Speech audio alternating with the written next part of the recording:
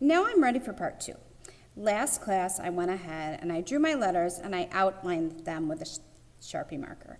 I did go ahead after I stopped the video and I added just a little flare around the outside. Another thing I'm going to do is I'm going to add a couple highlights. And you can make those in any shape you want. I've sort of got a triangle thing going here, so I'm going to add some long, thin highlights.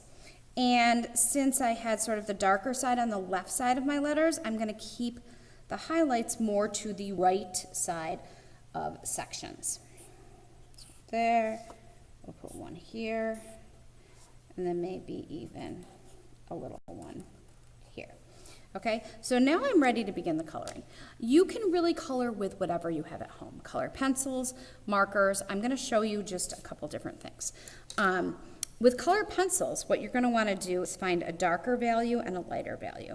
So if I started with this blue, I might want to work with a lighter blue. So I could start in a section with the darker blue, and as I got toward the lighter section, I could ease up. So I would just ease the pressure. So I've got darker to lighter. And it's almost like, it looks like I'm coloring straight, but I'm really coloring in like small little circles next to each other. I don't usually press really hard. What I usually do is I just give it more layers in the areas that I want it to be darker. And then I can take my lighter pencil and go over it, adding more layers in the lighter section and less layers in the darker section to sort of build up sort of a depth of color. The nice thing too about graffiti is there's not a lot of rules really, and you can use different materials, you can design things differently.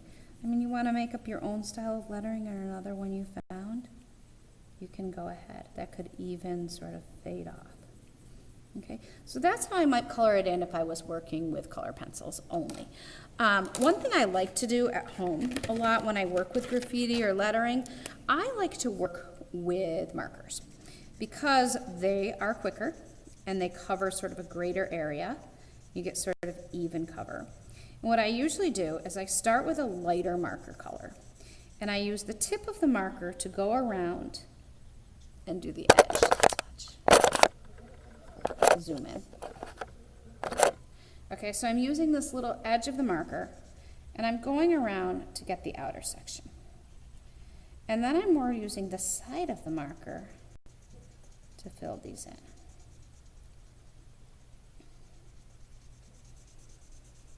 And you can see it goes pretty fast. Look, it can even, look at that, it's blending in with that color pencil that I did pretty well. Like you can't even, wow.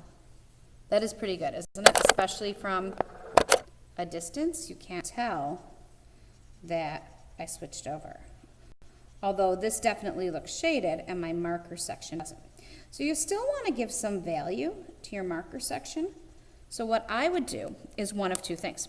I would grab a darker, it could be a crayon, it could be a color pencil, and then I'm going to color on it a little bit to add shading. Now, one thing about the Crayola markers is they're water-based. So as I just went to try to draw on it, it's not really letting me draw on it because you don't think of markers as wet, but this is. This has a little wetness to it. So I could find a darker blue marker and go on top of there, or I could do the color pencils. So I'm just going to grab a darker blue marker. I'll do the color pencils too, but I just have to wait a minute. And this is called hatching. So I'm just adding some lines in for hatching. And they can be closely spaced together and then farther apart where you want it to be lighter. So I often add a little shading with hatching. That looks pretty good, if I do say so myself. Okay, and then let's say I want it a little bit more darker with the color pencil. There we go. Now I can go in. I probably would usually do one or the other. Now I can go in with my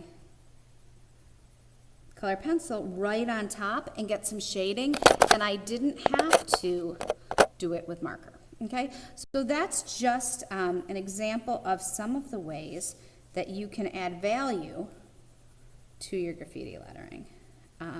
You know, if your hand starts to get tired, take a little break, take a little rest. This is something that should be relaxing. It shouldn't be stressful.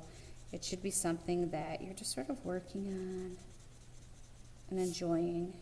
Look, so now I'm going to add that in. And I might even do the other half of the A all with just the marker. So it's hard to see accurately because of the camera, the colors, but it really looks nice and has like a nice overall shading. I'll have it up in the classroom, and I'll take a picture of it and post it so you can see as well. But those are just some ways to add value to your piece. One more thing too. One thing I've noticed is some artists, graffiti artists, like when they're done with their word, they take a color and they go around and do an extra outline around the whole shape. So not just each letter, they would go around each shape, the whole shape of the word.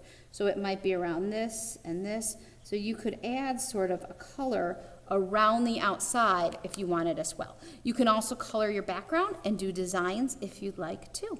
So I cannot wait to see your graffiti creations. When you are done, we will end up taking pictures and posting them so that everybody can see what you're working on. Okay, hopefully you enjoyed that.